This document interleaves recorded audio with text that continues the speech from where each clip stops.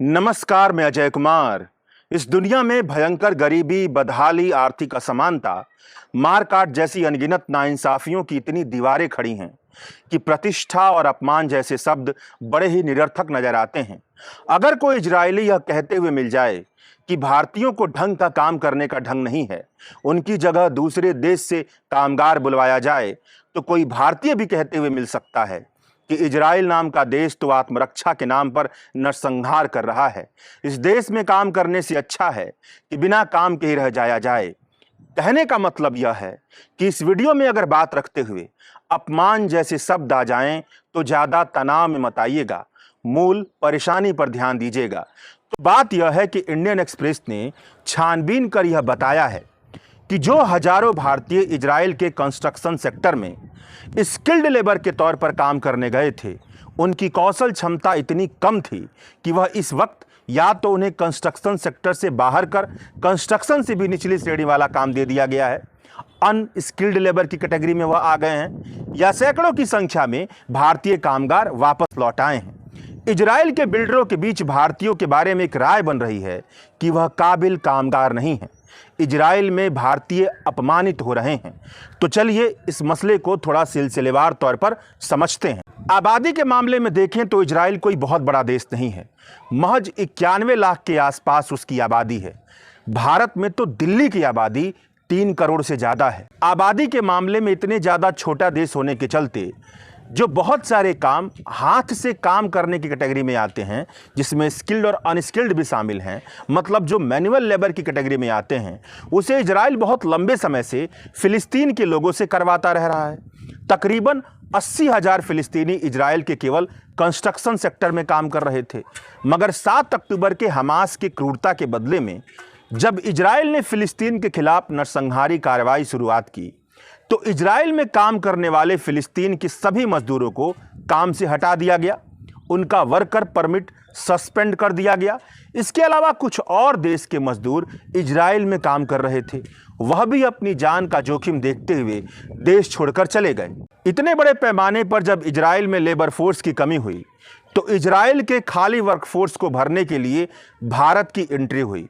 Israel फिलिस्तीन पर बदले के नाम पर लगातार बम और बारूद दाग रहा था।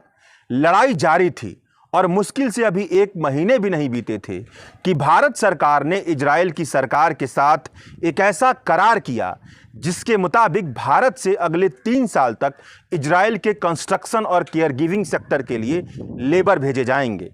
जब इजराइल की सरकार और भारत सरकार के बीच इस करार की खबर अखबारों में छपी तो ट्रेड यूनियन वाले अचंभित हो गए कि भारत सरकार ऐसा कैसे कर सकती है, अपने ही देश के नागरिकों को युद्धग्रस्त क्षेत्र में कैसे भेज सकती है।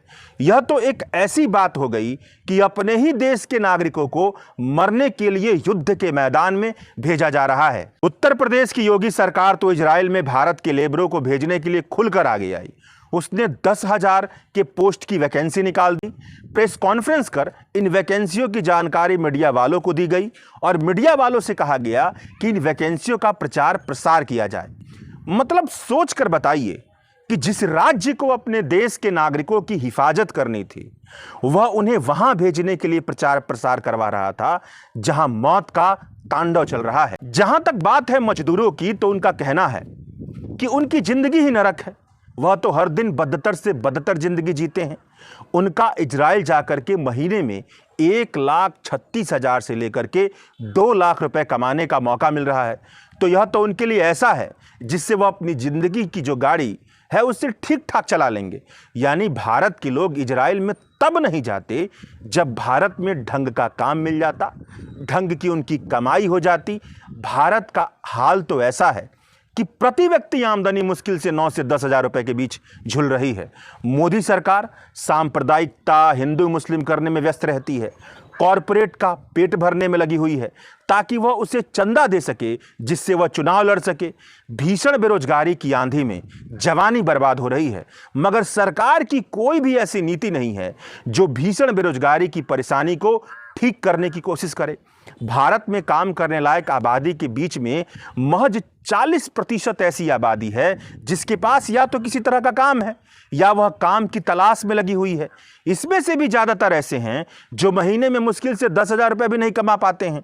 इस तरह की भीषण परेशानी का स्वाभाविक नतीजा यही निकलता है कि कोई भी गरीब आदमी जो अपनी जिंदगी की परेशानियों से थोड़ा आजाद होना चाहता है, वह ढंग की सैलरी देखते ही कहीं पर जाने के लिए तैयार हो जाएगा। जबकि इजराइल को जानने समझने वाले बताते हैं कि इजराइल के फिलिस्तीन पर हमले के मुश्किल से 1 महीना भी नहीं बीता था कि वहां पर 100 से ज्यादा विदेशी मजदूरों को मौत के घाट उतार दिया गया था। इजराइल में जो लोग बाहर से काम करने जाते हैं उनके साथ बहुत ही बुरा बर्ताव किया जाता है। स्वास्थ्य सुविधाओं से लेकर के तमाम तरह की रोजाना सुविधाओं तक विदेशियों की पहुंच आसानी से नहीं हो पाती है। उनके साथ बहुत शोषण किया जाता है। युद्धग्रस्त इजराइल में खाने पीने की सामान की कीमतें भी आसमान छू रही हैं। 1 किलो आलू 120 रुपए में मिलने की बात कही जाती है। एक टूथपेस्ट 380 रुपए में मिलने की बात कही जाती है। इस तरह की जीवन की कई बाधाएं हैं जिनके बारे में मजदूरों को नहीं पता होता है। अगर उन्हें पता होता कि उन्हें इजराइल में 1.5 लाख के करीब महीने की सैलरी भले दी जाएगी, मगर इसके बरक्स इजराइल में जिंदगी जीने की कठिनाई इतनी ज्यादा है कि 1.5 लाख रुपए भी छोटा लगे तो संभव है कि मजदूर इजराइल जाने से हिचकते। मगर इसके बावजूद भी 1.5 लाख रुपए महीना 6 से 8,000 रुपए महीना कमाने वाले भारतीय मजदूरों के लिए इतना ज्यादा है कि वह किसी भी तरह की अड़चन पर ध्यान नहीं देते हैं। केरल, तमिलनाडु, उत्तर प्रदेश, हरियाणा के कई भारतीय फिटर, कारपेंटर, नर्स बनकर के इजराइल में काम कर रहे हैं। आपको जानकर अचरज होगा कि जब इजराइल और फिलिस्तीन में युद्ध छिड़ा तब इजराइल में तकरीबन 18,000 भारतीय काम कर रहे थे। ऑपरेशन अजय के तहत इजराइल से भारतीयों को वापस लाने की मुहिम छिड़ी, मगर 18,000 भारतीयों में से केवल 1,300 भारतीयों ने भारत में वापस लौटना पसंद किया। मतलब अंदाजा लगाकर देखिए कि उन भारतीयों के मन में भारत में कामकाज के माहौल में कितनी बुरी छवि होगी कि उन्होंने भारत में आकर के जिंदगी जीने की बजाय युद्धग्रस्त क्षेत्र में रहकर जिंदगी जीने का रास्ता चुना, जिसमें मरने के चांसेस बहुत ज्यादा हैं। इस पृष्ठभूमि के बाद इंडियन एक्सप्रेस की पत्रकार रितु शरीन ने जो खुलासा किया है उस पर बात करते हैं। इजरायली दूतावास के मुताबिक 2 तरीकों से अब तक तकरीबन 5,000 भारतीय कामगार काम करने इजराइल में पहुंचे थे। पहला था गवर्नमेंट टू गवर्नमेंट, जिसे नेशनल स्किल डेवलपमेंट कॉरपोरेशन संभाल रही थी। दूसरा था बिजनेस टू बिजनेस, जिसे वह प्राइवेट एजेंसियां संभाल रही थी, जिन पर मिनिस्ट्री ऑफ एक्सटर्नल अफेयर्स के तहत निगरानी रखी जाती है।